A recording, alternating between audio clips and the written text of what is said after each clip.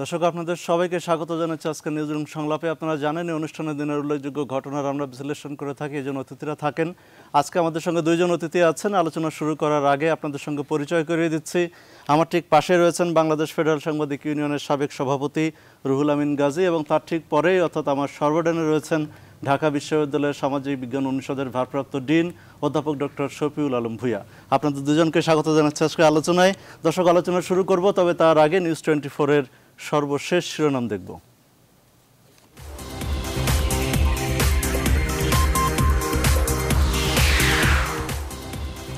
বিশ্বজিৎ হত্যা মামলায় 2 জনের ফাঁসি, সাজা কমে 4 জনের যাবজ্জীবন, পরিবারের অসন্তোষ।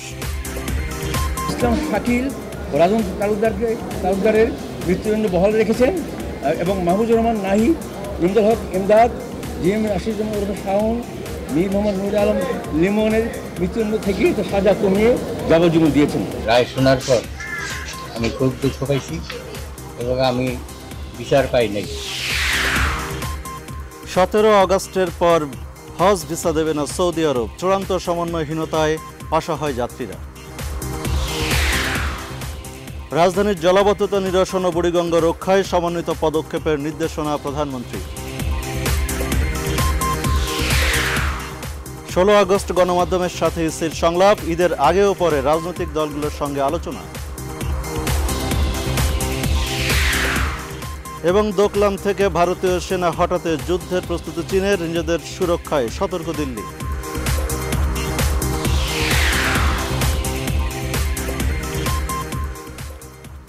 দর্শক, নিউজ 24-এর সংবাদ শিরোনামগুলো দেখছিলাম। আমরা এ পর্যায়ে বেশ কয়েকটি টেলিভিশনের সংবাদ শিরোনাম দেখব, তারপর একটি প্রতিবেদন দেখেই আলোচনা শুরু করব। পুরান ঢাকার বিশ্বজিৎ হত্যা মামলা, 2 জনের ফাঁসি বহাল, সাজা কমল অনেকের। জিএম রাশিদুল শাওন, মীর মোহাম্মদ নুর আলম লিমনের মৃত্যুদণ্ড থেকে সাজা কমিয়ে যাবজ্জীবন দিয়েছেন। আজকে মহামান্য সুপ্রিম কোর্টের হাইকোর্ট বিভাগ আইন ন্যায় বিচারের স্বার্থে এবং ন্যায় বিচারমূলক বিচার পেয়েছি আমরা। রাজশাহীতে 22 মাসের শিশুকে ধর্ষণের অভিযোগ, সারা দেশে বিচারের অপেক্ষায় 1.5 লাখ মামলা। ঠিক সময়ে ছাড়ছে হজ ফ্লাইট, বাতিল হওয়া 19 ফ্লাইটের যাত্রীদের হজে যাওয়া অনিশ্চিত।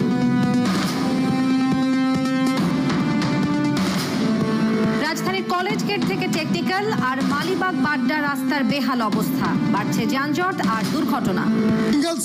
আমরা দ্রুত বাড়ি যেতে ভাঙার কারণে এই জন্য যানজটও বেশি হইতেছে। বৃষ্টি হলে তো আরো অবস্থা খারাপ, আবার এই ভাঙার কারণে গাড়িও আটকা যায়, ব্রিজের কাজও শেষ হয় না, রাস্তাঘাটের সমস্যা সমাধান হয় না। জীবনের শেষ ব্যক্তিগত ইভেন্টে জাস্টিন ক্যাটরিনের কাছে হারলেন উসাইন বোল্ট।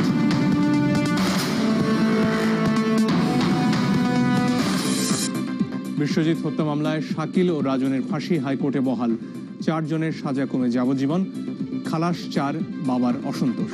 আগে যে নিম্ন আদালতে রায় দিয়েছে এতে আমরা সন্তুষ্ট ছিলাম, কিন্তু আজকে রায় হইল না, আমি খুব দুঃখ পাইছি, আমরা ন্যায় বিচার পাইনি।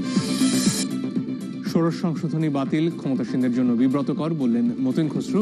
আলোচনায় সমস্যার সমাধানে আওয়ামীপন্থী আইনজীবীদের আহ্বান প্রধান বিচারপতি। ডিজিটাল নিরাপত্তা আইনেও থাকছে 57 ধারার মতোই বিধান, বাক স্বাধীনতা হরণের নতুন পদক্ষেপ বলছেন আইনবিদরা। আমরা হজে যাচ্ছি, যারা ভিসা টিকিট পেতে সমস্যা হচ্ছে তাদেরকে আল্লাহ সমাধান করে দেয়। এখনো ভিসা পাননি 60,000-এর বেশি হজযাত্রী, ধর্ম মন্ত্রণালয়কে দুষছে হাব, আটকে পড়াদের ফ্লাইট শুরু কাল। বিশ্বজিৎ হত্যা 2 জনের ফাঁসি বহাল, সাজা কমল 6 জনের। আওয়ামীপন্থী আইনজীবীদের সঙ্গে প্রধান বিচারপতির বৈঠক, দূরত্ব কমানোর আহ্বান। স্থাপনা নির্মাণে পরিবেশ রক্ষার বিষয়টি খেয়াল রাখার নির্দেশ প্রধানমন্ত্রী। পাঠ্য বইয়ে থাকলেও বাস্তবে রবীন্দ্রনাথকে কতটুকু জানছে শিক্ষার্থীরা। বিশ্বজিৎ হত্যা মামলায় 6 জনের ফাঁসির সাজা কমল হাইকোর্টে, শাকিল ও রাজনের মৃত্যুদণ্ড বহাল, গাফিলতির জন্য পুলিশ ও ময়নাতদন্ত কর্মকর্তার বিরুদ্ধে ব্যবস্থার নির্দেশ। ন্যায় বিচার হয়নি বলছেন হতাশ। এই নিম্ন আদালতে রায় দিয়েছে এতে আমরা সন্তুষ্ট ছিলাম, কিন্তু আজকে রায় হইল না, আমি খুব দুঃখ পাইছি, আমরা ন্যায় বিচার পাইনি। ঢাকার খাল ও ঝিল দখল ভরাটের কারণে জলাবদ্ধতা বললেন প্রধানমন্ত্রী। আবাসিক প্রকল্প ও শিল্পাঞ্চলে জলাধার রাখা নির্দেশ।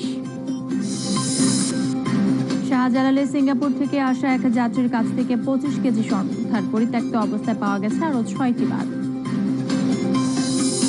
তীব্র গ্যাস সংকটে কোনাবাড়িতে শিল্প কারখানা বন্ধের উপক্রম, তিতাস অবৈধ সংযোগ বন্ধ অভিযানের কথা বললেও ফল পাচ্ছে না বৈধ গ্রাহকরা। ক্ষেপণাস্ত্র হামলার প্রতিক্রিয়ায় উত্তর কোরিয়ার উপর নতুন অবরোধ দিল জাতিসংঘ। নিরাপত্তা পরিষদের প্রস্তাবে চীনের সমর্থন।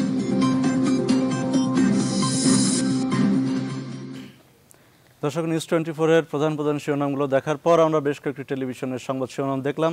দর্শক, আগেই যেমনটি বলেছিলাম একটি প্রতিবেদন দেখে আলোচনা শুরু করব এবং আমাদের বিশেষ প্রতিবেদনটি দেখব বিশ্বজিৎ হত্যা মামলা নিয়ে। আপনারা জানেন বহুল আলোচিত বিশ্বজিৎ হত্যা মামলায় মৃত্যুদণ্ডপ্রাপ্ত 8 আসামি 2 জনের ফাঁসির রায় বহাল রেখেছেন হাইকোর্ট। পাশাপাশি 21 আসামি 4 জনকে যাবজ্জীবন এবং অন্য 4 জনকে খালাস দেওয়া হয়েছে। পলাতক 11 আসামির বিষয়ে কোনো মন্তব্যই করেনি আদালত। বিস্তারিত জানাচ্ছেন মাহমুদুল হাসান। 2012 সালে বিএনপি নেতৃত্বাধীন 18 দলের অবরোধ চলাকালে এমন নির্মমভাবে খুন হন পুরান ঢাকার দর্জি দোকানি বিশ্বজিৎ দাস।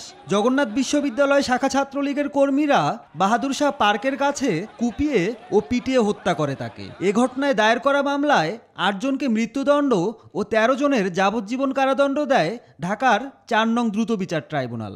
মামলার ডেথ রেফারেন্স ও আপিলের শুনানি শেষে রোববার রায় ঘোষণা করেন হাইকোর্ট। ইসলাম শাকিল ও রাজন তালুকদারের মৃত্যুদণ্ড বহাল রেখেছেন এবং মাহবুজুর রহমান নাহি, ইমদাদ হক এমদাদ, জিএম রাশিদুজ্জামান ওরফে শাওন, মীর মোহাম্মদ নুর আলম লিমনের মৃত্যুদণ্ড থেকে তো সাজা কমিয়ে যাবজ্জীবন দিয়েছেন এবং মৃত্যুদণ্ডপ্রাপ্ত সাইফুল ইসলাম ওরফে সাইফুল, কায়েম মিয়া ওরফে টিপুকে মৃত্যুদণ্ড থেকে তাকে খালাস প্রদান করেছে। সাজা কমায় সন্তোষ প্রকাশ করলেন আসামি পক্ষের আইনজীবী। ন্যায় বিচারমূলক বিচার পেয়েছি আমরা এবং গোলাম মোস্তফার বিরোধী কিছু ছিল না এবং গোলাম মোস্তফাকে খালাস দিয়েছে এবং এই বিচারে আমরা সন্তুষ্ট।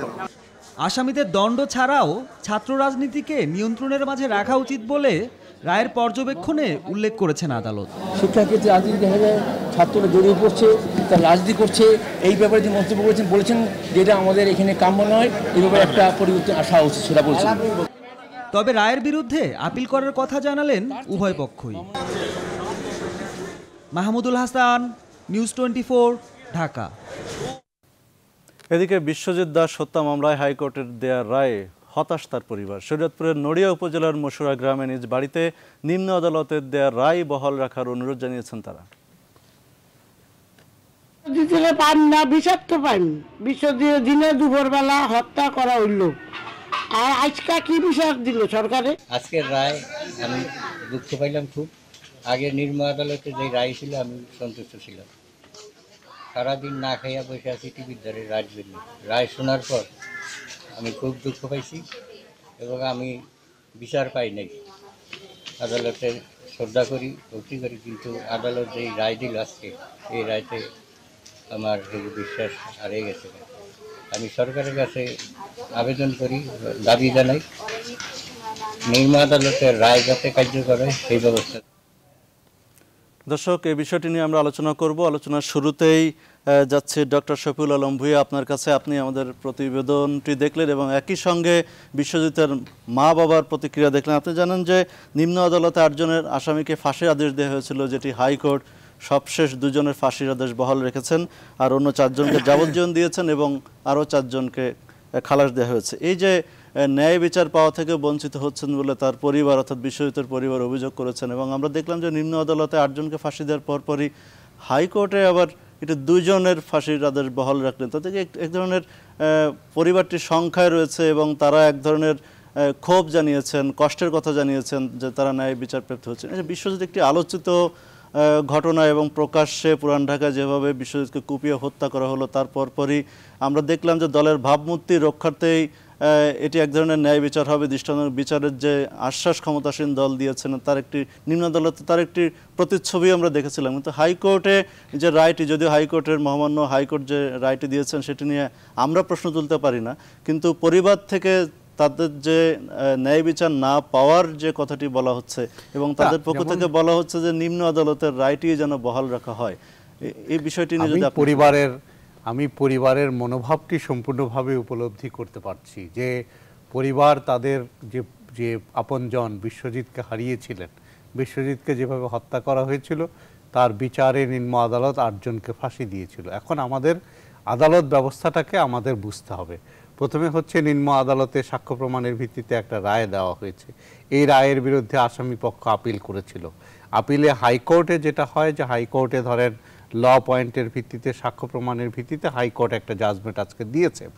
তো এবং আমাদের দেশে কিন্তু নিম্ন আদালতের চাইতে হাইকোর্টের স্বাধীনতা এবং তাদের বিচারে যে সিদ্ধান্ত দেওয়ার ক্ষমতা অনেক বেশি এবং সেই সিদ্ধান্ত নিয়ে প্রশ্ন তোলাটাও সমীচীন নয়। এখন পরিবারের সদস্যরা আমার ধারণা যে এটা ইমোশনালি রিঅ্যাক্ট করছেন, যে তারা যদি চান আরও অ্যাপিলেট ডিভিশনেও তারা যেতে পারেন হাইকোর্টের বিরুদ্ধে, আমি জানি না আইনগত প্রক্রিয়াটা কি হবে, কিন্তু আমাদেরকে এই সিদ্ধান্তটা মানতে হবে। যেহেতু হাইকোর্ট দিয়েছে, নিম্ন আদালত 8 জনকে ফাঁসি দিয়েছিল, হাইকোর্ট 2 জনকে দিয়েছে। হ্যাঁ, হয় নিম্ন আদালতে যখন মামলাটার শুনানি হয়েছে তখন এক ধরনের বিচারকরা তো সাক্ষ্য প্রমাণের উপর ভিত্তি করে সিদ্ধান্তটা দেন। নিম্ন আদালতের বিচারকের কাছে যেটা গুরুতর অপরাধ মনে হয়েছে হাইকোর্টে গিয়ে হয়তো সেভাবে প্রমাণ করতে পারেনি। কারণ আপনাকে বুঝতে হবে যে পুরো আইনগত প্রক্রিয়াটাই কিন্তু সম্পন্ন হয় 2 পক্ষের আইনজীবীদের তথ্য উপাত্ত উপস্থাপন এবং তাদের আর্গুমেন্টের উপরে। তো যেই পক্ষ ভালো তথ্য উপাত্ত উপস্থাপন করে সেই পক্ষই কিন্তু জয়ী হয় এবং তার সাথে আইনের একটা সম্পর্ক থাকে, আইনের ব্যাখ্যার উপরে এটা ডিপেন্ড করে। তো এক্ষেত্রে যেহেতু আমি আদালতেও ছিলাম না, আমি এটার প্রসিডিংসটাও শুনিনি, কিন্তু যেটা দেখলাম যে হ্যাঁ উচ্চ আদালত কাউকে কাউকে, এটা অনেক মামলাতেই হয় যে নিম্ন আদালতে সে দোষী সাব্যস্ত হয়েছে বা ফাঁসি হয়েছে, উচ্চ আদালত হয়তো এটাকে যাবজ্জীবন করে দিয়েছে, আবার নিম্ন আদালতে যাবজ্জীবন হয়েছে, উচ্চ আদালত ফাঁসি দিয়েছে। এটা একেবারেই বিচারকদের এখতিয়ার, তারা সাক্ষ্য প্রমাণ এবং দুপক্ষের যুক্তিতর্ক শুনে এই সিদ্ধান্তে আসেন। তা আমাদেরকে মনে হয় যে এটা মানতে হবে। তবে এখানে যেই জিনিসটা আপনার উল্লেখ করার মতো, আপনি যেটা আপনার প্রারম্ভিক বক্তব্যে বলেছেন, সেটি হলো যে জগন্নাথ বিশ্ববিদ্যালয়ের ছাত্রলীগের সাথে সম্পৃক্ত একদল ছেলে এই বিশ্বজিৎকে কুপিয়ে এবং হত্যা করেছিল। এবং আমাদের দেশে একটা ধারণা করা হয় যে সরকারি দলের ছত্রছায়া থেকে হত্যাকাণ্ড সংগঠিত করলে তার বিচার হয় না। এই বিচারটি কিন্তু সেইটার বিরুদ্ধে একটা সাক্ষ্য যে না, সরকারি দলের সাথে সম্পৃক্ত থাকলেও আদালত তার মতো করে চলতে পারে, আইন তার নিজস্ব গতিতে চলছে এবং তার বিচার হয়েছে।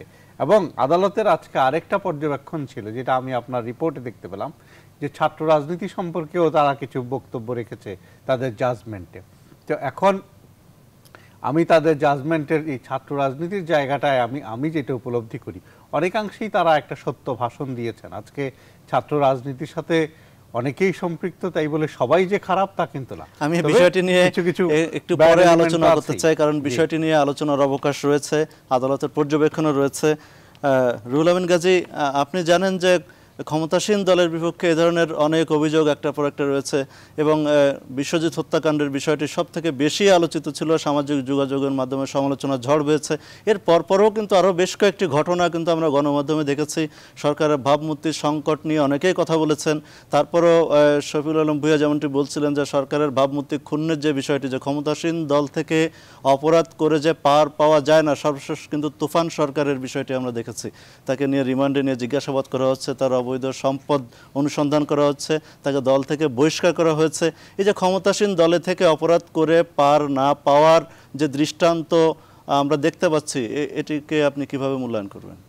দেখেন, বিশ্বজিৎ হত্যাকাণ্ডটি একটি পৈশাচিক, নারকীয় এবং সাম্প্রতিক সময়ের সবচেয়ে জঘন্যতম একটি হত্যাকাণ্ড। যেইভাবে তাকে কুপিয়ে হত্যা করেছে দৃশ্য, এটি বিভিন্ন টেলিভিশন সেদিন প্রদর্শন করেছে। বিচারের কথা বাদই দিলাম, যে কোনো মানুষ যেই দলের মতই হোক না কেন, আওয়ামী লীগ করলে তারও একটা বিবেক রয়েছে বা অন্য দল করলে তারও একটা বিবেক বোধ রয়েছে।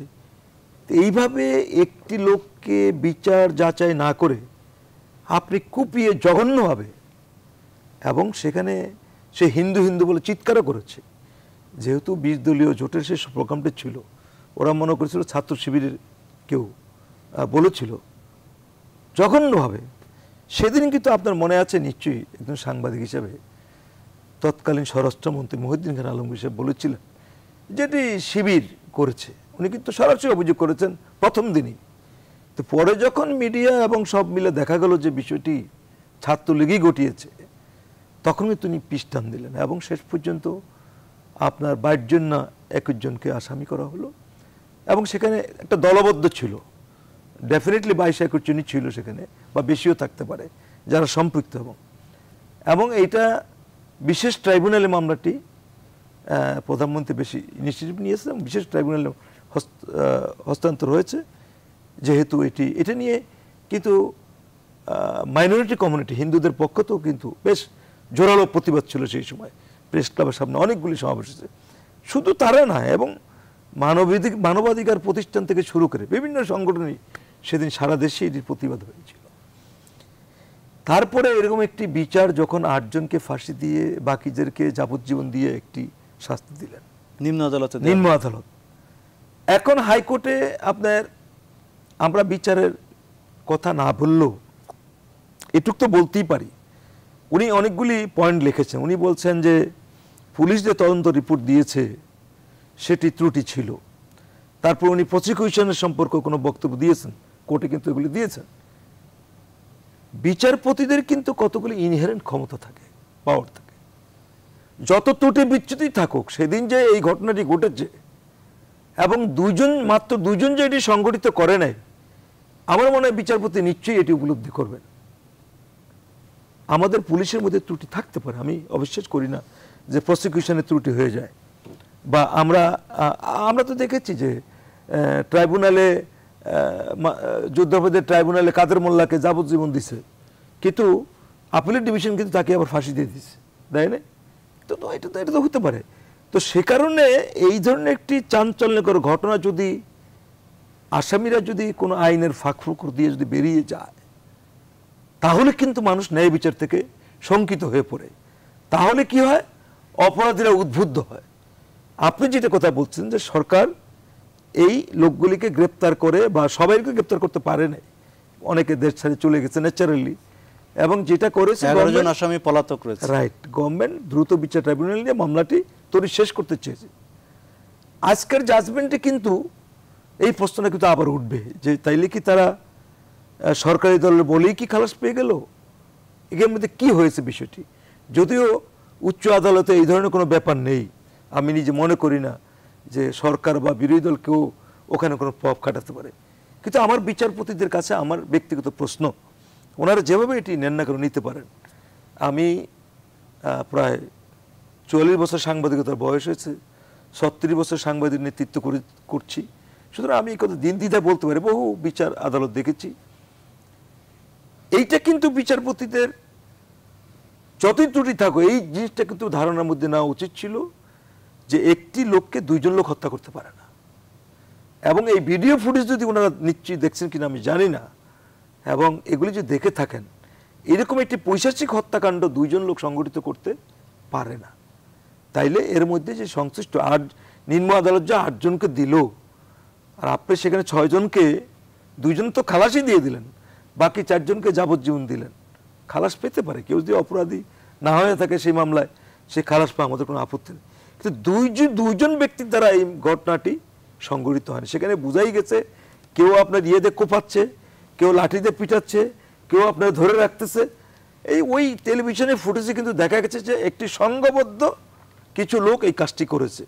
তারা ছাত্রলীগ নামদারি হইতে পারে, তারা ছাত্রলীগ নাও হইতে পারে, সেটা নিয়ে আমার কোনো প্রশ্ন নেই, কিন্তু তারা এই অপরাধটি সংগঠিত করেছে। সুতরাং এই অপরাধটি যদি আজকে নিম্ন আদালতের বিচারটির ত্রুটি বিচ্যুতি সত্ত্বেও হাইকোর্টের এমন একটি বিচারে মানুষ প্রত্যাশা করে, যেটি সমাজে অন্যান্য অপরাধীরা যাতে এই ধরনের কর্মকাণ্ড করতে আর উদ্বুদ্ধ না হয়, একটা মেসেজ, সাহস না হবে, একটা মেসেজ দিতে হবে আপনাকে। তা না হলে হবে কি, অপরাধীরা কিন্তু আবার এই কাজ করে। আপনি দেখবেন যে কোনো একটা অপরাধ সংঘটিত হলে, যে কোনো জায়গায় একটা কোনো ইনসিডেন্ট ঘটলে, আমি দেখি পুলিশ পাহারা পড়ছে। আমি সেদিন আমি ইস্কাটনে থাকি, সেখানে গুলি করে একজন ব্যবসায়ীকে গুলি করেছে। তো পুলিশ পরে গাড়ি অনেকগুলি এসে দাঁড়িয়ে আছে। আমি বললাম ভাই আপনারা এখন দাঁড়াইছেন কেন? বুঝতে পারলাম না। ওরা তো চলে গেছে কাজটা, সেটা এখন তো তারা ফিরে আসবে না এখানে। আর আগে যদি আগে পিছিয়ে থাকতেন তাহলে সুবিধা। বা একটু দূরে থাকেন যাতে ওরা আসলে আবার ধরতে পারেন। আপনারা প্রকাশ্যে বসে রয়েছেন, তো এখানে তার কেউ আসবে না। তো এখন প্রশ্নটা হলো যে অপরাধীরা কিন্তু লক্ষ্য করে যে এরকম একটা কর্ম ঘটাইলাম, কি শেষ পর্যন্ত হলো, তাহলে হবে কি উদ্যত। কারণ আমাদের ছাত্র সংগঠনের মধ্যে যে সবাই খারাপ আমি সেটা বলবো না, ছাত্র রাজনীতি আমরাও করেছি। কাজেই আমরা ছাত্র রাজনীতি নিয়ে বিরতির পর আলোচনা করতে চাই। আমাদের একটি বিরতির সময় হয়ে এসেছে। দর্শক, নিউজ রুম সংলাপের এ পর্যায়ে একটি বিরতি নেব। বিরতির পর ছাত্র রাজনীতি নিয়ে এবং বর্তমান অবস্থা নিয়ে আমরা আলোচনা করব। আমাদের সঙ্গে থাকবেন।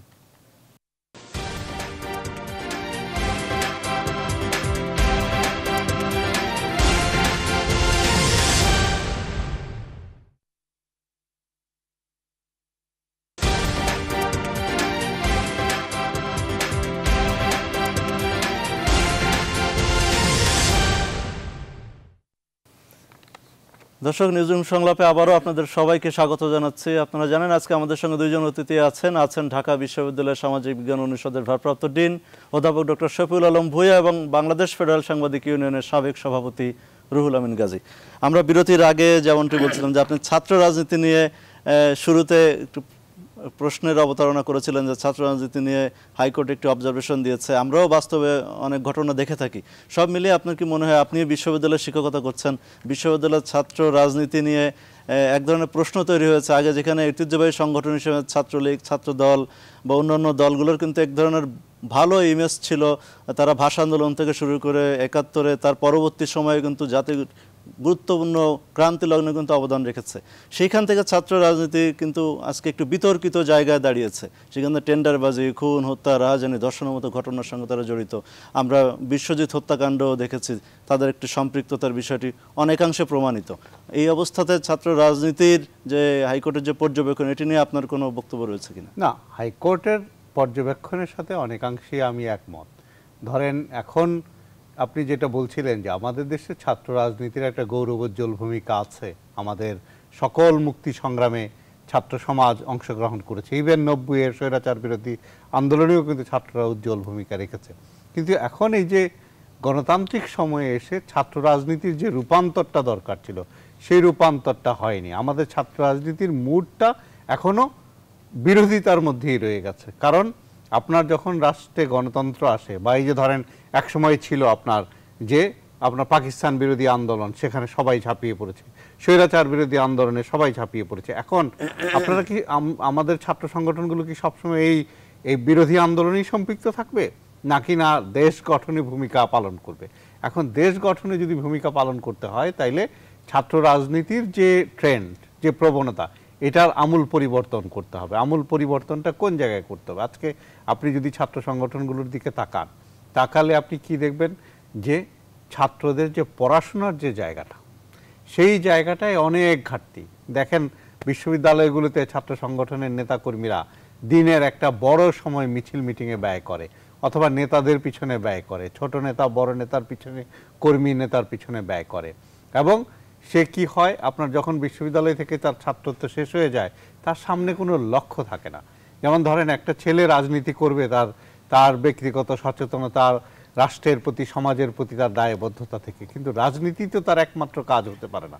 রাজনীতি হবে তার পার্ট টাইম বা আংশিক খণ্ডিত জিনিস, তার হবে পড়াশোনাটা হবে তার মেইন।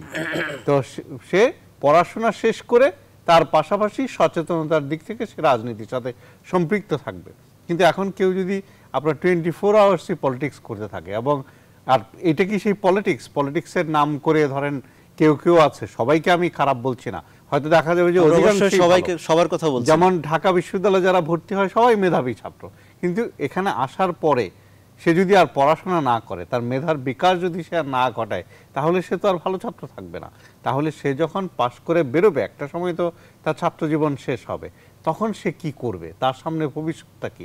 এই যে আমি ধরেন মাঝে মাঝে ছাত্র সংগঠনের নেতৃবৃন্দের সাথে আমার কথা হয়, আমি তাদেরকে পরামর্শ দিই যে তোমরা নিজেদেরকে তৈরি করো ভবিষ্যতের জন্য। যেমন ইভেন ভবিষ্যতের রাজনীতি কি হবে, আমার তো ধারণা যে আর 5-10 বছর পরে এই যে রাজপথের মিছিল মিটিংই আর হয়তো থাকবে না, কারণ রাষ্ট্রের উন্নতির সাথে সাথে রাজনীতির চেহারাও বদলাবে। কারণ আপনি যদি উন্নত দেশগুলোতে দেখেন, উন্নত দেশগুলোতে কিন্তু রাজনীতি এখন আর রাজপথ হয় না, রাজনীতি চলে গেছে ধরেন গণমাধ্যমে, সামাজিক যোগাযোগ মাধ্যমে, অনেক অন্য ফর্মে সভা, সেমিনার, মতবিনিময়। হ্যাঁ, তো এখন এই যে আমাদের যে রাজনীতির যে পুরনো ফর্মটা ছাত্র সমাজ এখনো ধরে রেখেছে, এটাকে যদি ধরে রাখে, এই বিশ্ববিদ্যালয় থেকে পাশ করার পরে তার কর্মসংস্থানটা কিভাবে হবে?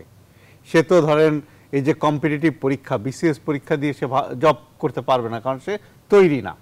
তারপরে ধরেন সে প্রাইভেট সেক্টরে জব পাবে না, তাহলে তাকে কি করতে হবে? তার একমাত্র অবলম্বন থাকবে হয়তো ওই যে কিন্তু একটা বিষয় ঠিকাদারি করা। আপনি যেমনটি বলছিলেন, শুধু ঠিকাদারি নয়, ঠিকাদারি করা ছাড়া তো আর কোনো বিকল্প দেখি না, কারণ ঠিকাদারির একটা লাইসেন্স পেলে ঠিকাদারি করা যাবে, যেটাতে আপনার খুব বেশি যোগ্যতা লাগে না, কিন্তু সেটাও বা কতজনের ভাগ্যে জুটবে, কতজন করবে? এই প্রশ্নগুলো আমার মনে হয় যে ছাত্র রাজনীতির সাথে যারা সম্পৃক্ত আছেন তাদের এই প্রশ্নগুলো। একটি প্রশ্ন আপনাকে না করেই পারছি না, বিষয়টি খুবই প্রাসঙ্গিক।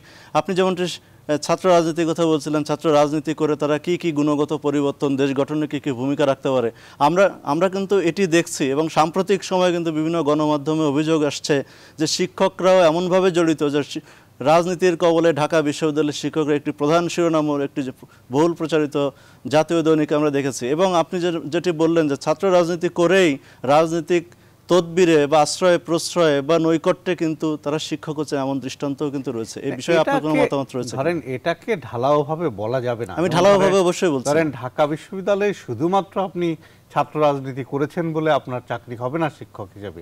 আপনার যে যোগ্যতা যেটা থাকা দরকার, 4 ফার্স্ট ক্লাস, সেটা আপনার থাকতে হবে। তারপরে আপনাকে ইন্টারভিউ বোর্ডটা ফেস করতে হবে, সেখানে ধরেন নানা সাবজেক্ট এক্সপার্ট থেকে শুরু করে সিন্ডিকেট মেম্বার, ডিন এবং প্রো উপাচার্য, একাডেমিক ওনারা থাকেন, তারপর এটা সিন্ডিকেটে যায়। তো যোগ্যতাটা আপনার দরকার, পাশাপাশি রাজনৈতিক সচেতনতা থাকা।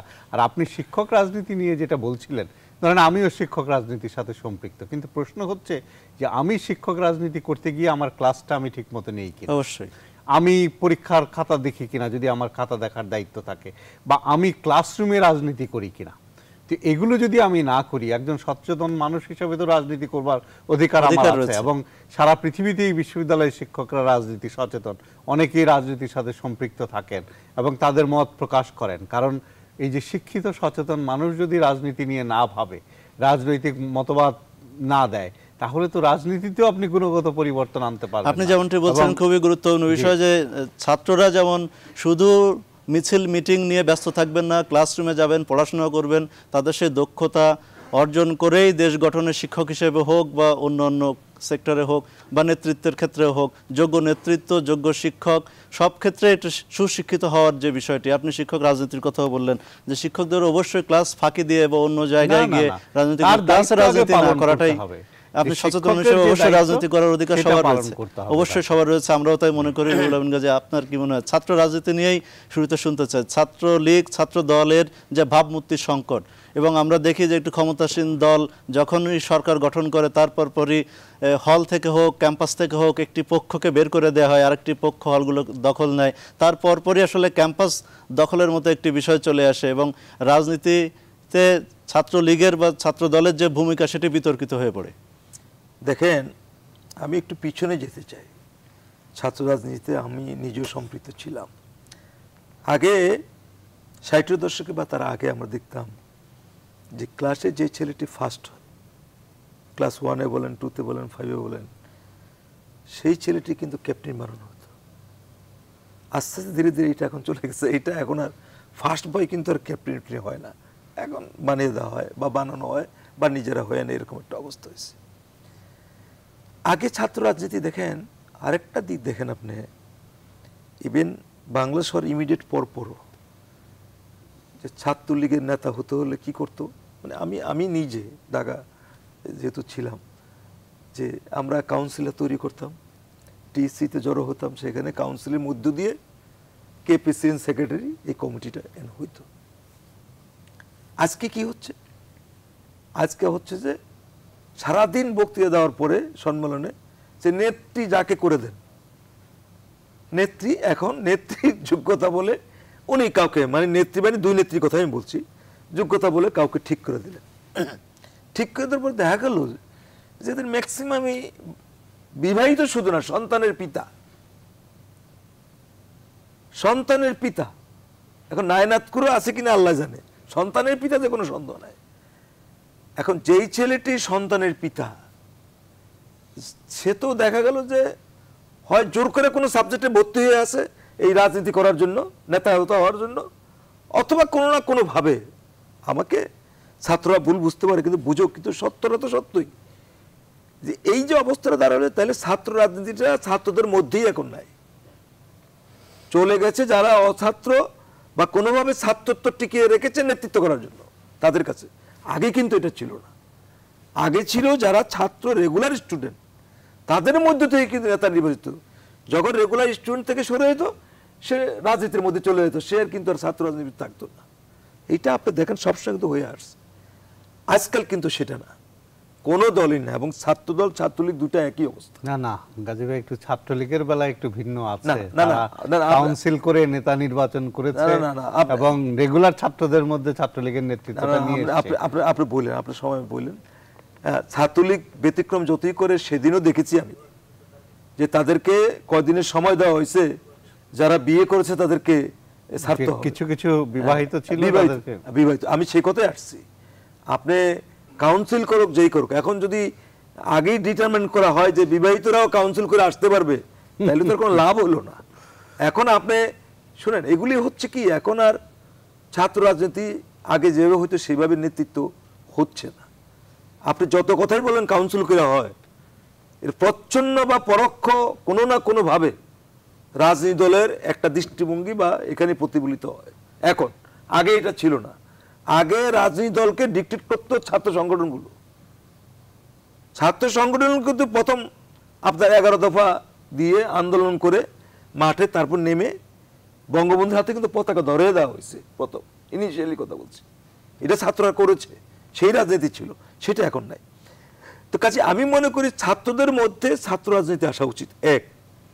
2 নম্বর হলো, এখন দেখেন আপনি এই সম্প্রতি বেশ কিছু সময় ধরে দেখেন ইউনিভার্সিটি কলেজ, আমি পরিসংখ্যাটা মনে নাই, শুধু ছাত্রলীগ নিজেদের মারামারির কারণে কতগুলি বন্ধ হয়েছে। এটা আমি প্রথম আলো থেকে শুরু করে অনেকগুলি পত্রিকা রিপোর্ট হয়েছে, নিজেদের মারামারির কারণে। কেন? সরকারি দল টেন্ডারবাজি তো একেবারে, মানে প্রত্যেকটি জায়গায় দেখা যাচ্ছে টেন্ডারবাজি থেকে তারা নিয়োজিত আছে। এখন নিজেরা না, কারো পক্ষ হয়ে এই কাজটি করে, ওই যিনি টেন্ডার দাতা বা গ্রহীতা তিনি ব্যবহার করছেন, ব্যবহারের বিনিময়ে কি টাকা পয়সা হচ্ছে। এখন ধরেন যিনি যেই পর্যায়ে নেতা হোক, যে বিবাহিত ছেলেটি বা তার সন্তান আছে, সে কোনো কাজ কাম করে না, তাহলে সংসার চলবে কি করে? উনি তো প্রফেসরই করে, আমি সাংবাদিকতা করি, আপনি সাংবাদিকতা করতেছেন, তাহলে উনি চলেন কি করে? এই টাকাটা কোত্থেকে আসে? এই টাকাটা তাহলে এই টেন্ডারবাজি, এই চাঁদাবাজি এর মধ্যে আসে। সে কারণে আজকে বিচারপতিদের যে অবজারভেশন, সেটা হলো এই যে আমি মনে করি সমস্ত রাজনৈতিক দলগুলিকে এটা ভাবা উচিত যে ছাত্র রাজনীতিকে তারা দলীয় হাতিয়ার হিসেবে ব্যবহার করবে কিনা। আমি মনে করি ছাত্র সংগঠনগুলি তার নিজস্ব সক্রিয়তায় ধরে রাখবে, ছাত্র রাজনীতি করবে, যারা শুধুমাত্র ছাত্র, যারা শুধুমাত্র রেগুলার স্টুডেন্ট, তাদের মধ্যে থেকে পরিচয় থাকবে। আজকে শিক্ষা কার্যক্রমে যদি কোনো সমস্যা হয়ে থাকে, বা আমাদের শিক্ষার বই পুস্তকের দাম যদি বৃদ্ধি হয়ে থাকে, বা এডুকেশনে আমাদের কি কি সুযোগ সুবিধা দরকার, এই সমস্ত বিষয় নিয়ে তারা রাজনীতি করবে। আমরা কিন্তু আরেকটি বিষয়ের অবতারণা করেছিলাম, যেটি শিক্ষকদের রাজনীতির বিষয়টি, এটি নিয়ে আপনার পর্যবেক্ষণ। যে শফিউল আলম ভূঁইয়া কিন্তু বললেন যে শিক্ষকদের রাজনৈতিক সচেতনতা দরকার, এবং পৃথিবীর বিভিন্ন দেশে শিক্ষকরা রাজনীতি করে থাকেন। শিক্ষকদের রাজনীতি তো আসলে সীমিত, ওনারা ক্যাম্পাস কেন্দ্রিক বা ইউনিভার্সিটি ভিত্তিক করে, এই রাজনীতিতে বাইরে যে খুব একটা এফেক্ট করে মনে করে। তবে শিক্ষকরা কেউ কেউ, আমি সকলের কথা মনে, তারা ছাত্রদেরকেও তাদের রাজনীতিতে কখনো কখনো ব্যবহার করে। যেমন আমরা সেদিন দেখলাম যে বিসি প্যানেল নিয়ে ঢাকা ইউনিভার্সিটির যে ঘটনাটি ঘটলো, সেখানে যে ধস্তাধস্তি পারাপারে ছাত্ররা সেখানে ইনভলভ হয়ে গেল, এটা কোনোভাবেই সমীচীন হয় নাই। ছাত্ররা এটার মধ্যে আসবে কেন? ছাত্রদের মধ্যে তো এটা তো তাদের বিষয়ই না, তারা এখানে কে বিসি হবে না হবে এই সাবজেক্টে তারা জড়িয়ে যাবেন। এই যে বিষয়গুলি, এটা ওই কারণে যে কোনো, আমি সবাইকে বলবো না, কেউ কেউ ওই যে ছাত্রদেরকে ব্যবহার করে সব জায়গায়, এইটা অত্যন্ত গর্হিত কাজ। এই জায়গা থেকে আমি আল্লাহর ওয়াস্তে বলবো যে ইউনিভার্সিটির শিক্ষক যেই মতেরই হন না কেন, আপনাকে এখান থেকে বেরিয়ে যেতে হবে, সচেতন থাকতে হবে। আপনি রাজনীতি করেন, শিক্ষকদের মধ্যে মত থাকবে, পথ থাকবে, এটা নিয়ে আমার কোনো আপত্তি নেই, সেটা থাকবে। একটা গণতান্ত্রিক সময় আমরা তো একটা গণতান্ত্রিক ব্যবস্থার মধ্যে আমরা থাকতে চাই। তো তো সেখানে বিভিন্ন মত তো একটা সৌন্দর্য গণতন্ত্র সে থাকবে, কিন্তু কোনো শিক্ষকই যেন ছাত্রদেরকে নিজেদের রাজনীতিতে ব্যবহার না করে, এইটা অত্যন্ত গর্হিত অপরাধ, এটা করা উচিত নয়। আস্তে আস্তে আমার মনে হয় রাজনীতি দলগুলির এই চিন্তা করা উচিত যে ছাত্র রাজনীতিকে তারা এই লেজুর ভিত্তিক কাজে ব্যবহার করবেন কিনা। যতক্ষণ পর্যন্ত ছাত্র রাজনীতি রাজনৈতিক লেজুর ভিত্তি করবে ততক্ষণ পর্যন্ত আপনি এই যে অপরাধ অপঘটন এগুলো থেকে বেরিয়ে আসতে পারবেন না। আপনি মনে আছে বিএনপি যখন ক্ষমতায় ছিল, বিএনপির ছাত্র দলের সভাপতি পিন্টুকে কিন্তু তখন বিএনপির প্রধানমন্ত্রী গ্রেপ্তার করেছিলেন, ছাত্র দলের প্রেসিডেন্ট গ্রেপ্তার করে ফেলছিলেন। কারণ কি? নিয়ন্ত্রণ করতে পারছিলেন না, তাকে নিয়ন্ত্রণ করতে গ্রেপ্তার হয়েছে। কিন্তু আমার অবাক লাগে এখন যে বর্তমান প্রধানমন্ত্রী বা যারা রাষ্ট্রে ক্ষমতা আছেন সকল শ্রদ্ধা রেখে বলতে চাই যে বিভিন্ন সময় যে এই যে মারাও যায় ছাত্রলীগ মারামারি করে ঘটনা ঘটে, গ্রেপ্তারটা খুব কম, বহিষ্কার, মানে সর্বোচ্চ শাস্তি বহিষ্কার। এটা তো কোনো পানিশমেন্ট হলো না। আপনি গ্রেপ্তার করেন, শাস্তি দেন। কেন তোমরা মারামারি করেছো সেখানে? কেন তুমি টেন্ডারবাজিতে আসছো? কেন তুমি বিসি নির্বাচন প্যানেলে ওখানে গাচ্ছ? এদেরকে উপযুক্ত শাস্তি দেওয়া উচিত এবং যেই সব শিক্ষক এইসব কাজে ইনভলভ থাকে তাদের ব্যাপারে সিদ্ধান্ত গ্রহণ করা উচিত।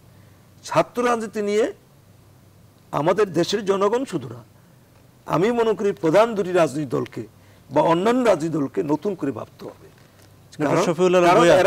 এরাই আমাদের জাতির ভবিষ্যৎ। এরাই কিন্তু যেটা স্যার বলেছেন যে এরা যদি ঠিক মতো লেখাপড়া না শিখে, এরা যদি ঠিক মতো নিজেদেরকে তৈরি না করে, তাহলে আগামী দিনে কিভাবে নেতৃত্ব দিবে? এই জায়গাটা আমাদের ফিরে আসতে হবে। ডক্টর শফিউল আলম ভাই, আপনি কি রুহুল আমিন গাজীর সঙ্গে একমত? ছাত্র রাজনীতি এবং ছাত্র শিক্ষকদের রাজনীতি, আমি ওনার সাথে একমত। শুধু একটা জায়গায় একটু পার্থক্য আছে যেটা আমি অ্যাড করতে চাই, সেটা হলো যে ছাত্রলীগের নেতৃত্বকে অনেকটাই শৃঙ্খলার মধ্যে আনার চেষ্টা করা হয়েছে, বয়স বেঁধে দেওয়া হয়েছে এবং ছাত্রলীগের নেতৃত্বে যারা আছে তাদের আমি বলবো যে প্রায় 99% হচ্ছে নিয়মিত ছাত্র। এই জায়গাটা ছাড়া উনি বাকি যে জায়গাগুলো বলছিলেন যে ধরেন এই যে কোনো শিক্ষকেরই উচিত হবে না কোনো ছাত্রকে তার রাজনীতিতে সম্পৃক্ত করা বা ব্যবহার করা। এই যে ধরেন উনি ওই সিনেট নির্বাচনের দিনের ঘটনাটা বলছিলেন, সেখানে কয়েকটি বাম সংগঠনের কিছু নেতাকর্মী আপনার গেট ভেঙে গিয়ে আপনার ভিতরে প্রবেশ করার চেষ্টা করেছে, সেক্ষেত্রে শিক্ষকদের সাথে তাদের একটা দস্তাদস্তি হয়েছে। এটা তো ঢাকা বিশ্ববিদ্যালয়ের ইতিহাসে একটা অনাকাঙ্ক্ষিত এবং অত্যন্ত দুঃখজনক ঘটনা। ছাত্ররা তাদের দাবি নিয়ে আন্দোলন করতেই পারে, কিন্তু সেই আন্দোলনে এইরকম সহিংসতা হবে কেন? এই প্রশ্নটি সবাইরই করা উচিত। উনি যেটা বলছিলেন যে আশঙ্কাটা যে এক্ষেত্রে কোনো শিক্ষক পিছন থেকে কলকাঠি নেড়েছেন কিনা, যদি নেড়ে থাকেন এটা অত্যন্ত দুর্ভাগ্যজনক জাতির জন্য যে বিশ্ববিদ্যালয়ের শিক্ষকরা এই ধরনের কাজে সম্পৃক্ত হবেন, এটা তো আকাঙ্ক্ষিত না। কিন্তু যেই জায়গাটা দরকার যে সকলেরই এই যে ছাত্র রাজনীতি আজকে যে ফরম্যাটে চলছে, এই ছাত্র রাজনীতি এই ফরম্যাটে চললে পরে তারা জাতিতে কি কন্ট্রিবিউট করবে? আপনার তাদের নিজেদের ভবিষ্যৎটাই বা কি? দু চারজন যারা নেতৃত্বে থাকে তাদের কথা আমি বাদ দিলাম, তারা হয়তো তাদের প্রভাব প্রতিপত্তির কারণে হয়তো ভালো থাকবে, কিন্তু এই যে শত শত কর্মী নেতা তাদের ভবিষ্যৎটা কি? এবং তারা তো সবাই মেধাবী। কারণ আপনি দেখেন যে ছাত্র রাজনীতিতে যেই, আমি ঢাকা বিশ্ববিদ্যালয়ের কথা বলতে পারি যেহেতু ঢাকা বিশ্ববিদ্যালয়ে শিক্ষকতা করি, সব ছেলেগুলোই কিন্তু মেধাবী, মেয়েগুলো মেধাবী। এই মেধাবী ছেলে মেয়েগুলো যদি ক্লাসরুমে আপনার লাইব্রেরিতে একটা বড় সময় ব্যয় করতো এবং কম সময় যারা রাজনীতির সাথে সম্পৃক্ত সর্বক্ষণ রাজনীতি নিয়ে ব্যস্ত না থাকতো, তাহলে কি সে নিজেকেও গড়তে পারতো, দেশের জন্য সে মানব সম্পদে পরিণত হতে পারতো। যেমন এই যে ইভেন ছাত্র সংগঠনগুলো কিন্তু আগে ধরেন ইভেন 80-র দশকেও যখন ছাত্র সংগঠনগুলো কি করেছে, নিজেদের মধ্যে স্টাডি সার্কেল করেছে, পড়াশোনাটা করেছে, রাজনৈতিক পড়াশোনা, আপনার সমাজ অর্থনীতি রাজনীতি বিষয়ে আলোচনা এগুলো করেছে। এখন সেই জিনিসগুলো কিন্তু একেবারে নাই বললেই চলে। যে রাজনৈতিক সচেতনতার জায়গাটা, এই যে রাজনীতিতে নিজেকে শানিত করার যে বিষয়টা, হ্যাঁ মাঝে মাঝে আমি দেখি ছাত্রলীগের উদ্যোগে কিছু পাঠচক্র হচ্ছে এখন, যে আপনার এই যে বঙ্গবন্ধুর আত্মজীবনী পড়া, বঙ্গবন্ধুর লেখা বইগুলো পড়া, এই যে কারাগারে রোজ নামছে, এগুলো একটু একটু হচ্ছে, কিন্তু আরও ব্যাপকভাবে হওয়া দরকার।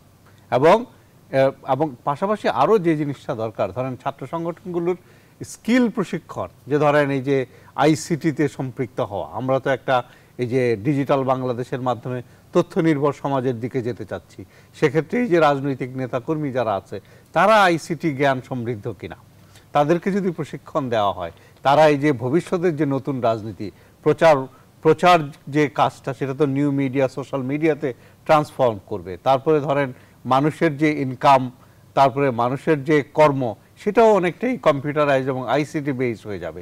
তো এই যে নেতা কর্মীদেরকে যদি আইসিটি প্রশিক্ষণ দিয়ে তৈরি করে রাজনৈতিক দলগুলো, তাহলে সে দক্ষ মানব সম্পদও তৈরি করতে পারতো, আবার তার যে রাজনৈতিক প্রচারের জন্য ভালো কর্মী হিসেবে তারা তৈরি হতো। এই বিষয়গুলো আমার মনে হয় যে রাজনৈতিক নেতৃবৃন্দ হয়তো খেয়াল করছেন না, যেটি খেয়াল করা দরকার। অবশ্যই আপনার পরামর্শ হয়তো আমাদের অনুষ্ঠান যারা দেখছেন তারা আমলে নেবেন এবং তারা এই বিষয়ে কার্যকর ভূমিকা রাখবেন। দর্শক, এই মুহূর্তে আমরা আরেকটি বিরতি নেব, বিরতির পর ফিরব শিগগিরই, আমাদের সঙ্গেই থাকবেন। বিরতির পর আমরা আলোচনা করব নির্বাচন নিয়ে।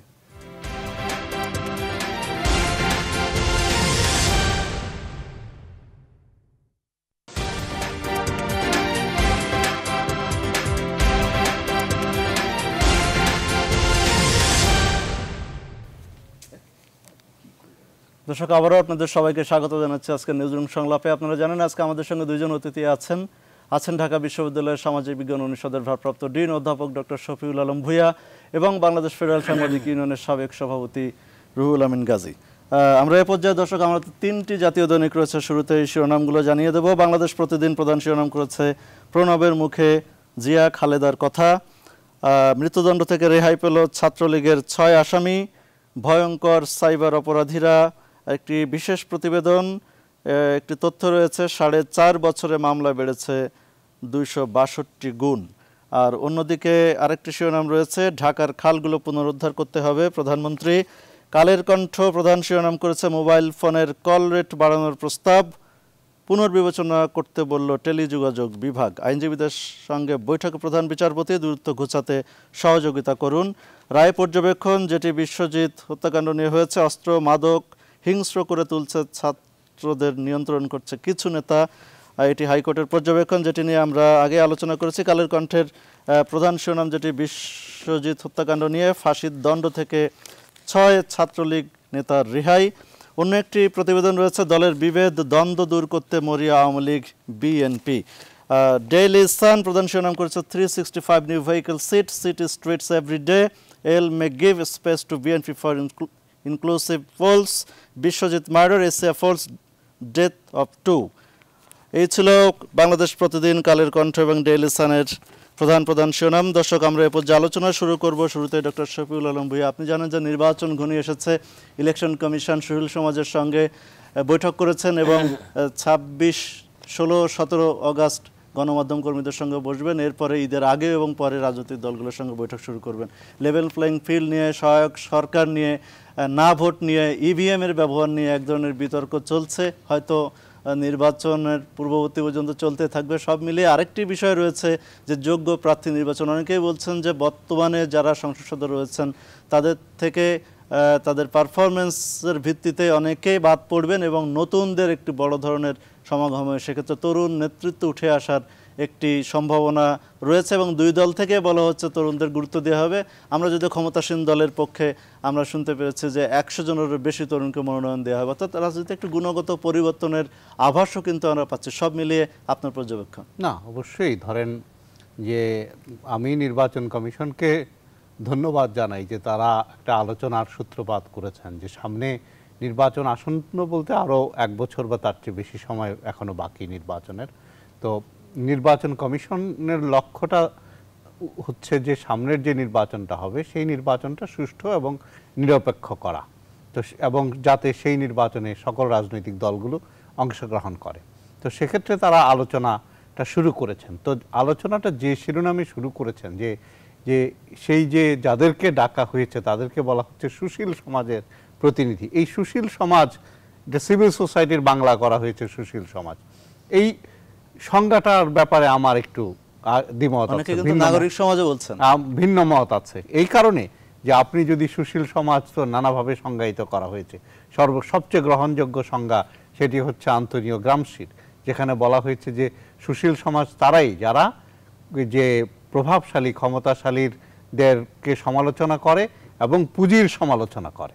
তো যাদেরকে আপনি সুশীল সমাজ হিসেবে ডাকছেন তারা হয়তো ক্ষমতাসীনদের সমালোচনা করে, তারা কি কোনোদিন পুঁজির সমালোচনা করেছে? পুঁজি যে সবকিছু নিয়ন্ত্রণ করে, পুঁজির সমালোচনা তারা কোনোদিন করেননি। তো এবং এদের মধ্যে অনেকেই আছেন যে একটা রাজনৈতিক দল, আমি যদি বলি যে অনেকেই বিএনপির পক্ষে সরাসরি গণমাধ্যমে কথা বলেন, তাতে কোনো আপত্তি নাই। সচেতন মানুষ একটা রাজনৈতিক দলের পক্ষে কথা বলবে, এটা স্বাভাবিক। কিন্তু তাদেরকে আবার সুশীল বলছি কেন? আমরা কেন বলছি না যে তারা হচ্ছেন বিএনপি সপক্ষে বক্তব্য রাখেন? এটা হচ্ছে এক ধরনের ক্যামোফ্লেজ আমার কাছে যেটা মনে হয়, যে সুশীল শব্দটা দিয়ে সেটাকে আড়াল করার চেষ্টা। সরাসরি ডাকলেই হয় যে যারা ওই দলের পক্ষে কথা বলেন তাদের বক্তব্যটা আমরা শুনি, অমুক দলের পক্ষে যারা কথা বলেন তাদের বক্তব্যটা শুনি, এটা হচ্ছে একটা। কিন্তু এই যে সংলাপটা শুরু হয়েছে, এই যে আলাপ আলোচনার যে পরিবেশটা তৈরি হচ্ছে, এইটাকে আমি ইতিবাচকভাবে দেখি। এবং এই যে গণমাধ্যমের সাথে কথা হবে, রাজনৈতিক দলগুলোর সাথে কথা হবে, এটা হচ্ছে একটা। আরেকটা জিনিস আপনি বলছিলেন যে এই যে রাজনৈতিক দলগুলোর মনোনয়নের বিষয়টি, আপনি বলছেন যে সরকারি দল থেকে হয়তো 100-এরও বেশি এমপি বাদ পড়বে। আমি জানি না কতজন বাদ পড়বে বলিনি, তরুণ নেতৃত্ব নির্বাচন। এখন আপনি বাদ না দিলে তো আর 100 জনকে, আপনি যদি বাদ না দেন 100 জন তরুণকে আপনি ইনক্লুড করবেন কিভাবে? যেমন যে আওয়ামী লীগ যেহেতু অনেকদিন ধরে ক্ষমতায় আছে, তো তাদের যে সংসদ সদস্যরা আছেন, অবশ্যই আওয়ামী লীগ একটা যদি গতিশীল রাজনৈতিক দল হয়, তাদের তো তার এমপিদের পারফরমেন্স মূল্যায়ন করতে হবে। তারা তাদের এলাকায় কিভাবে পারফর্ম করছেন, জনগণের মধ্যে জনগণের সাথে তাদের সম্পর্ক কি, যে নির্বাচনী এলাকা থেকে তারা এসছেন সেইখানে তাদের ভূমিকা কি, সবকিছু বিচার বিবেচনা করে আমি মনে করি যে যাদের পারফরমেন্স খুব খারাপ, যাদের সাথে, যারা জনপ্রতিনিধি হয়েও জনগণের সাথে যাদের সম্পর্ক নাই, তাদেরকে তো অবশ্যই আগামী নির্বাচনে নমিনেশন দেওয়াটা ঠিক হবে না। তাহলে জনগণও তাদেরকে প্রত্যাখ্যান করবে, পার্টিরও কিন্তু ভরাডুবি হবে। তো সেক্ষেত্রে ক্লিন ইমেজের অপেক্ষাকৃত নবীন বা তরুণদেরকে যদি আওয়ামী লীগ নমিনেশন দেয়, বা বিএনপিও যদি একই কাজ করে, তাহলে অবশ্যই আমরা অনেক নতুন মুখ রাজনীতিতে দেখতে পাবো। তো সেক্ষেত্রে পার্টিগুলো যেটা করে সেটা হলে পার্টিগুলো অবশ্যই দেখে যে আমি যে ক্যান্ডিডেটটাকে নির্বাচনে দেব সেই ক্যান্ডিডেটটা জিতে আসতে পারবে কিনা। তো সেক্ষেত্রে আমি একজন সচেতন মানুষ হিসেবে যেটা চাই যে পার্টিগুলো এমন লোককে নমিনেশন দেবে, যে লোকগুলো হচ্ছে সৎ, যে লোকগুলো হচ্ছে শিক্ষিত, রুচিবান এবং প্রগতিশীল, বা যারা ধরেন এই যে মুক্তিযুদ্ধের আদর্শের প্রতি যাদের আনুগত্য আছে।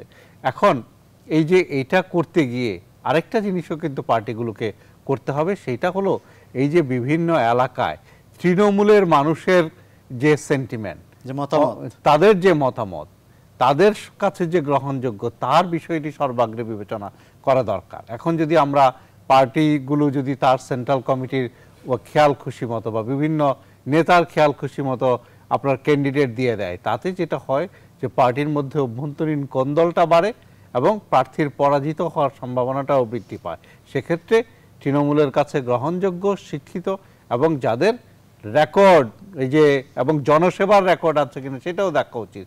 যে হঠাৎ করে যার জনগণের সাথে কোনো সম্পৃক্ততা নাই তাকে আপনি এমপি বানিয়ে দিলেন, সে তো নিজের সেবা ছাড়া জনসেবায় আপনার মনোনিবেশ করবে না। আমরা কিন্তু জানি যে প্রধান দুটি রাজনৈতিক দলই তৃণমূলে, আপনি যেটা বলছিলেন, তৃণমূলের মতামত নিচ্ছেন, তৃণমূলের মতামত নিচ্ছেন এবং তাদের পারফরমেন্সের বিবেচনায় নতুনদের, অর্থাৎ তৃণমূলের সঙ্গে যারা বেশি সম্পৃক্ত, তৃণমূলের গ্রহণযোগ্য ব্যক্তি, তাদের মতামতের ভিত্তিতে হয়তো প্রার্থী নির্বাচনের বিষয়টিকে প্রধান দুই দল গুরুত্ব দিচ্ছেন। রুহুল আমিন গাজী, আপনি কি বলবেন যে এই যে বিষয়টি নিয়ে আমরা আলোচনা করলাম, অন্যদিকে কিন্তু একটি বিষয় রয়েছে, নির্বাচন কমিশন যে সংলাপ শুরু করেছে, সেক্ষেত্রে লেভেল প্লেইং ফিল্ডের কথা যেটি বলা হচ্ছে বিএনপির পক্ষ থেকে, এবং সেনাবাহিনী মোতায়েনের বিষয়টিও কিন্তু সুশীল সমাজের একটি পক্ষ বলেছে, বিএনপি তাতে সমর্থন দিয়েছে। আপনার কি মনে হয় যে সেনাবাহিনী মোতায়েন ছাড়া সুষ্ঠু নির্বাচন অনুষ্ঠিত হবে না, বা লেভেল প্লেইং ফিল্ড তৈরির যে বিষয়টি রয়েছে, অনেকেই বলেছেন সরকারের পক্ষ থেকে ভূমিকা থাকতে হবে, ক্ষমতাসীন দল থেকে, অন্যদিকে বিএনপি সহ অন্যান্য রাজনৈতিক দলগুলোকেও ভূমিকা রাখতে হবে, শুধু এককভাবে এটি নির্বাচন কমিশনের দায়িত্ব নয়। সব মিলিয়ে আপনি কি বলবেন? দেখেন, নির্বাচন কমিশন নিশ্চয়ই 2014 সালের 5ই জানুয়ারির মতো আরেকটি নির্বাচনের চেষ্টা করবে না বা করা উচিত হবে না।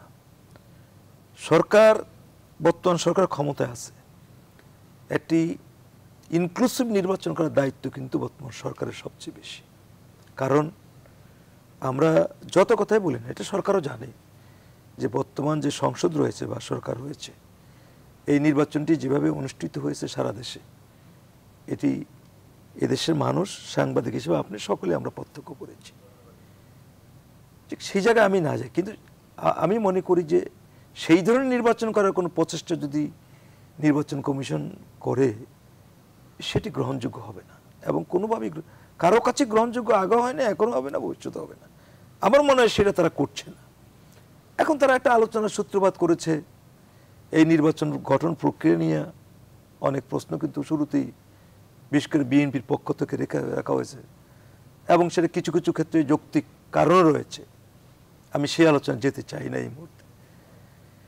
তো আমরা যদি একটি গ্রহণযোগ্য নির্বাচন করতে চাই, তাহলে একসময় এই নির্বাচনের বিরোধ দুই পক্ষই তুঙ্গে ছিল। একসময় বিএনপি যখন ক্ষমতায় ছিল, আওয়ামী লীগ জামাত এরা মিলে কেয়ারটেকার সরকারের আন্দোলন করে বিএনপিকে কিন্তু বাধ্য করেছিল পুনর্বিভাগ নির্বাচন করে রাতারাতি সংসদে বসে কনস্টিটিউশন অ্যামেন্ডমেন্ট করে কেয়ারটেকার করার জন্য। আজকে সেটি কিন্তু নাই।